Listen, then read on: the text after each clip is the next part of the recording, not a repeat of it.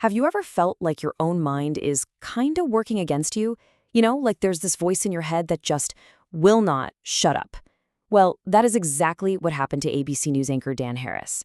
And it happened live on national television. So today, we're diving into his amazing book, 10% Happier.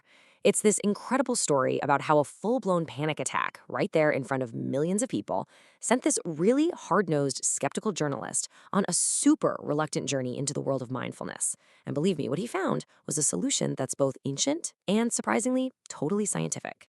All right, so here's how we're going to break down his journey. First, we'll start with that on-air meltdown that literally changed everything for him.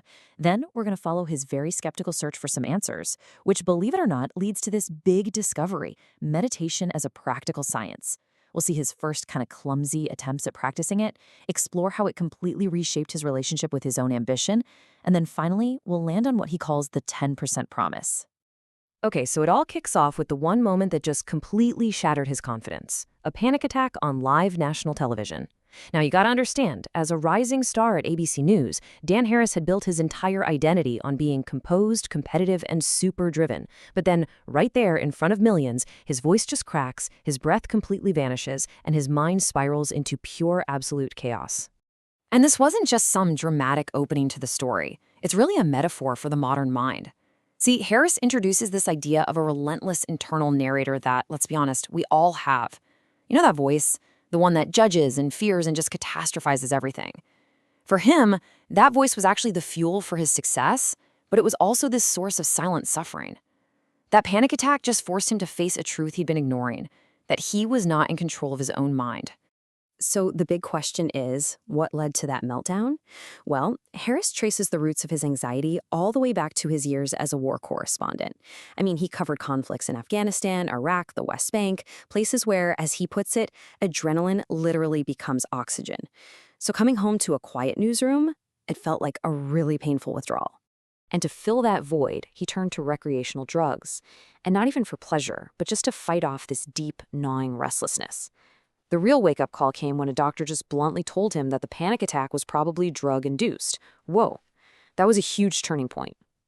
Harris knew he needed a healthier way to manage his stress, but as a journalist, he was skeptical of, well, everything: therapy, religion, and especially the self-help world. Then, when you know it, on an assignment to cover that very movement, he runs into Eckhart Tolle, who teaches that most of our suffering actually comes from being lost in thought, trapped by regrets of the past or fears of the future. Now, Harris finds the idea fascinating, but he just can't get past Tolle's sort of mystical language. He wants something practical, not poetic. But still, Tolle plants this really crucial seed in his mind. Maybe, just maybe, the mind can be trained. Maybe peace isn't some fantasy, but an actual skill that you can learn. So next, he runs into Deepak Chopra, whose blend of spirituality and, let's say, pseudoscience both fascinates and frustrates him. And this moment really captures Harris's internal conflict perfectly. On one hand, he is desperate for relief from his anxiety, but on the other, he just refuses to abandon his journalistic rationality. He's hunting for a middle path, something grounded, something testable, something real. And this, my friends, is where things get really interesting. Harris's journey takes this huge, decisive turn when he meets a psychiatrist named Mark Epstein, who perfectly bridges Buddha's philosophy with Western psychology. Epstein explains that Buddhism isn't really a religion in the way we usually think of it. He says it's a science of the mind. He introduces Harris to the idea that suffering is a universal human condition, not some kind of personal failure. And he explains that mindfulness isn't about achieving bliss, it's just about seeing your own mind clearly. This whole chapter completely reframes meditation as a practical tool for mental hygiene, kind of like brushing your teeth, but, for your mind. So, armed with this new scientific framework, Harris decides to actually give it a shot. He goes to his first meditation class fully expecting incense and a bunch of spiritual cliches. But instead, what he finds is a simple, almost boring practice. Just sit, breathe, and notice what your mind is doing. He learns that the goal isn't to stop thinking. I mean, that's impossible. It's really about noticing your thoughts without getting totally swept away by them. So he starts a daily practice, feels pretty clumsy at first, but pretty soon he starts to notice these subtle shifts. Like, he starts reacting less impulsively. He notices his emotional triggers way earlier, and he feels a small but very real sense of calm. This is where that whole 10% idea begins. It's not a miracle, it's just a measurable improvement. Then he goes all in. He goes on a silent meditation retreat, expecting total serenity. What he gets is discomfort, boredom, and a mind that absolutely refuses to sit still.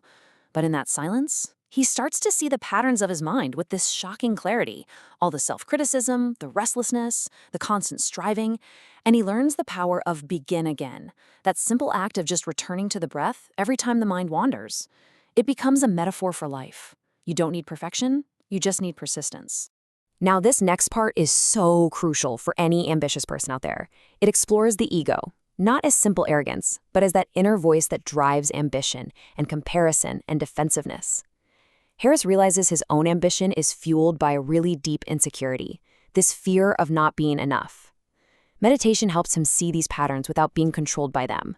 He learns the goal isn't to kill the ego, but to relate to it differently, to use ambition skillfully, not compulsively. And he actually starts applying this stuff in the high-pressure world of broadcast news. He notices he's less reactive in meetings and way more patient with his colleagues. He's more aware of his own emotional triggers and, get this, he becomes a much better listener. Mindfulness actually becomes a performance enhancer. It's not a retreat from his ambition, but a tool to pursue it with more clarity and resilience. So Harris really has to confront this central tension. How can you be ambitious without being totally consumed by it? Well, meditation teaches him that striving isn't the problem, unconscious striving is. He starts to cultivate a middle path. Work hard, but don't lose yourself in the process. It's such a powerful reflection on modern success culture, right? The idea that you can be driven without being driven mad. At first, he is deeply skeptical of compassion meditation. He's thinking it's all a bit sentimental. But then he discovers that compassion isn't softness, it's actually a form of strength.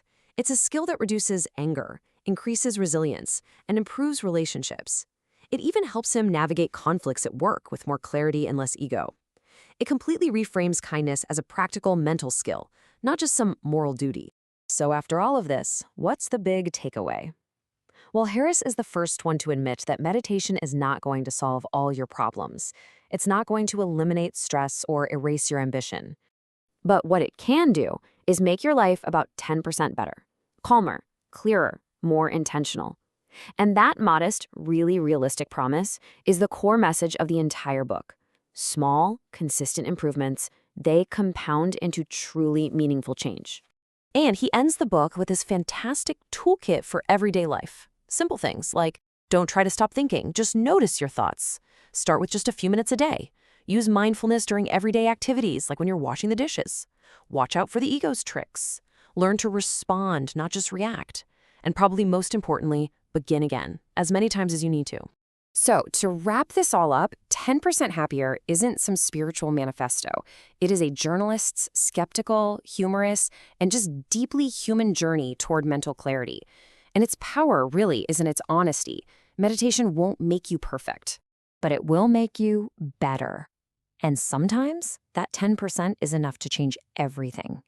So I gotta ask you, what do you think? Could a 10% improvement in your own mental clarity make a real difference in your life? Let us know what you think down in the comments. And if you enjoyed this explainer, please don't forget to like and subscribe for more insights into fascinating books and ideas.